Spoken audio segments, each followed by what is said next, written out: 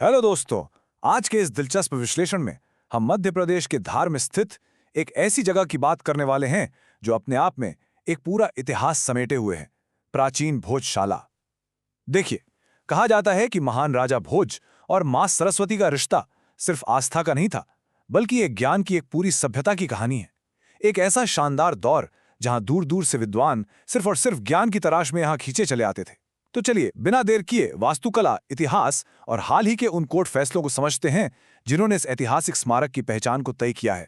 अब इस कहानी की शुरुआत करते हैं इसी जगह की दीवारों पर मिले 11वीं शताब्दी के कमाल के शिलालेख से।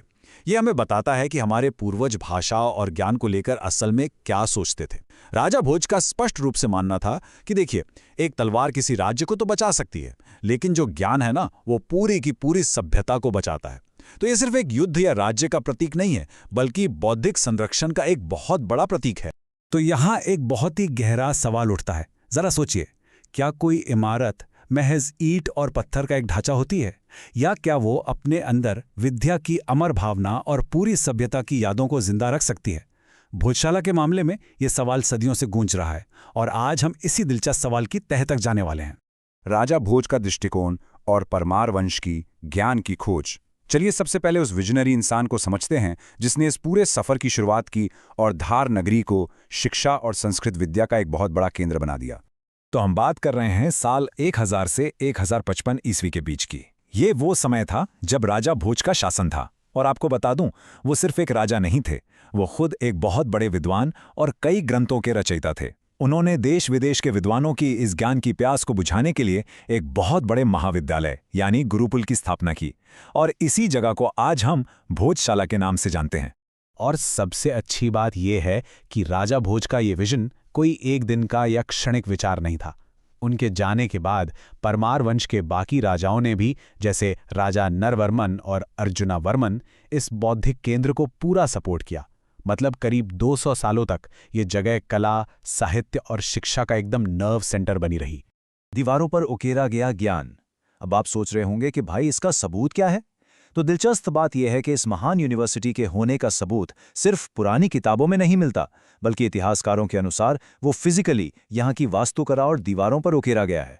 1903 में पुरातत्वविद के लेले ने जब यहाँ खोज की तो उन्हें बहुत सी हैरान करने वाली चीजें मिली। यहाँ बचे हुए खंभों और पत्थर की पट्टिकाओं पर जो मिला है ना, वो इसे सिर्फ एक धार्मिक स्थल नहीं, बल्कि प्राचीन भारत का एक बहुत बड़ा ज्ञान केंद्र साबित करता है। यहाँ सर्प बंद मिले हैं, यानी जरा सोचिए, सांपों के आकार में उकेरे गए संस्कृत व्याकरण के नियम। इसके अलावा प्राकृत भाषा में कविताएं और विजयश्री नाटिका जैसे शास्त्रीय नाटकों के हिस्से भी मिले हैं, जिन्हें वसंत उत्सव के दौरान यहाँ परफॉर्म किया जाता था। है ना कमाल की बात?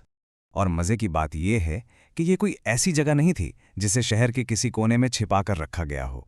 शिलालेखों से हमें पता चलता है कि ये महाविद्यालय धार नगरी के 84 चौराहों के बिल्कुल बीचों बीच शोभा बढ़ाता था। ये शहर के शानदार महलों और बागों के डिजाइन का सबसे अहम और केंद्रीय हिस्सा था।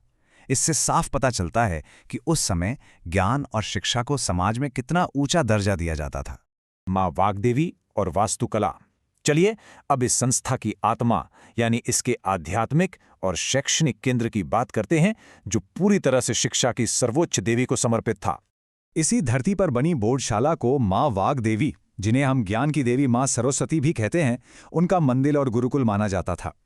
उस जमाने में दूर दूर से छात्र यहाँ आते थे, मां वाग्देवी की पूजा करते थे और अपनी कला और पढ़ाई के लिए उनसे आशीर्वाद मांगते थे। उनका अटूट विश्वास था कि देवी की कृपा के बिना कोई भी बौद्धिक विकास पूरा नहीं हो सकता। इस बात का एक बहुत बड़ा और खूबसूरत सबूत 11वीं सदी की एक बेहद मशहूर मूर्ति है। ये मूर्ति धार में ही मिली थी, पर आज ये लंदन के ब्रिटिश म्यूजियम में रखी हुई है। अब इसमें एक बहुत ही दिलचस्प बात है। इस मूर्ति के शिलालेख में मां वाग्देवी के साथ साथ जैन देवताओं यानी 3 जिनों का भी जिक्र है। इससे हमें साफ पता चलता है कि यहाँ पढ़ने वाले विद्वानों की जो धार्मिक विरासत थी वो कितनी जटिल, कितनी समृद्ध और आपस में गहराई से जुड़ी हुई थी। समय, विवाद और न्यायालय। अब देखिए, समय हमेशा एक सा तो रहता नहीं है। समय बदल गया, राज्य बदले और इस जगह की पहचान भी बदलती चली गई। अब हमें बिल्कुल निष्पक्ष होकर देखना होगा कि कैसे सदियों के इस बदलाव और अलग अलग साम्राज्यों ने इस जगह का रूप पूरी तरह से बदल कर रख दिया। जैसे जैसे सदियां बीतती गई और नए शासक आए, इस मूल शैक्षणिक केंद्र में बदलाव होने लगे।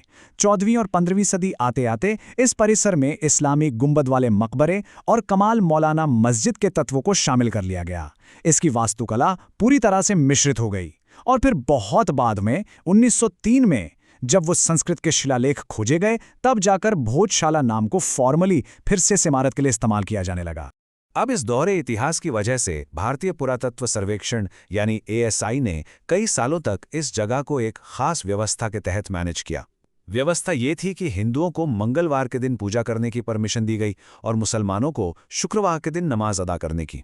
लेकिन सच कहूं तो ये व्यवस्था हमेशा इतनी शांत नहीं रही। जब दोनों धर्मों के खास दिन एक ही तारीख पर पड़ जाते थे, जैसे वसंत पंचमी और शुक्रवार का एक साथ आना, तो कई बार सामाजिक तनाव भी पैदा हो जाता था।